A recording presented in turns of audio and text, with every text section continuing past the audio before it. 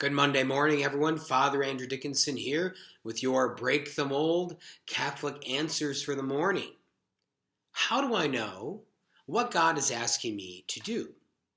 It's a question I think on many people's minds. How do I know what God wants me to do with my life? How do I know what God wants me to do today?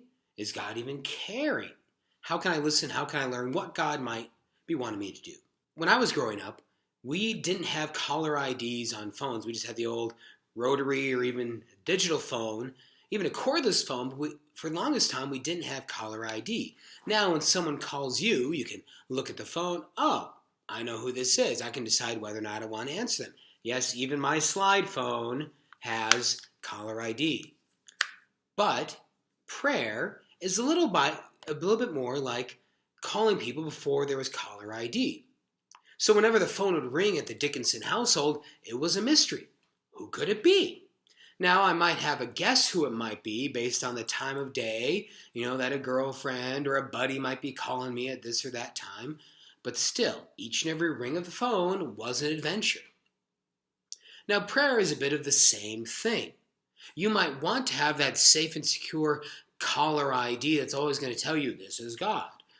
But we don't always have that in prayer. Sometimes in prayer we have to grow into and learn how to identify and recognize who's there. That was always the worst thing in the pre-caller ID days, when someone would call you and they'd try to fake that they were someone else. But you can't do that so much with caller ID. Now in prayer, sometimes the enemy might try to fake like he's God, but we have to learn how to recognize who's there.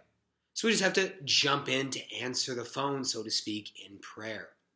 Now the good news is that there's lots of wisdom in the Christian life on how to do this. The scriptures have a lot of wisdom. The saints with their teachings of the church have a lot of wisdom. Some great saints that have teachings about prayer include St. Ignatius of Loyola, St. Teresa of Avila and John of the Cross, St. Therese of Lisieux, St. Francis de Sales, St. Thomas Aquinas. Here at the Newman Center, we'll try to give you opportunities to learn how to identify who might be moving your heart. Now, we don't always think that someone's talking to us in prayer like we hear a voice on the phone. That can happen, call those locutions, but not always is that what we're referring to when we're talking about what does God want me to do. Oftentimes it's about the surging of my own human heart, my movements, my desires, my thoughts, my feelings, how to understand these things. So to help you do that, we have a retreat coming up at the end of March, a little over a month from now, called the Signs Retreat. The whole idea of learning how to read signs on the road. So we also have to learn how to read signs in our prayer life. Every Tuesday night, we have men's and women's holy hours. Women's holy hour at 9 o'clock, men's holy hour at 10 o'clock. We have some samples of the talks in those holy hours, which are geared toward helping you to learn to listen and learn how God is moving your heart. You can learn this. A priest friend of mine refers to it as learning the love of the Father, learning the love of God. How is it that God is loving you and talking to you and moving you in your life right now? So just like life without caller ID on your phones, sometimes you just have to jump in with prayer. And so do jump in.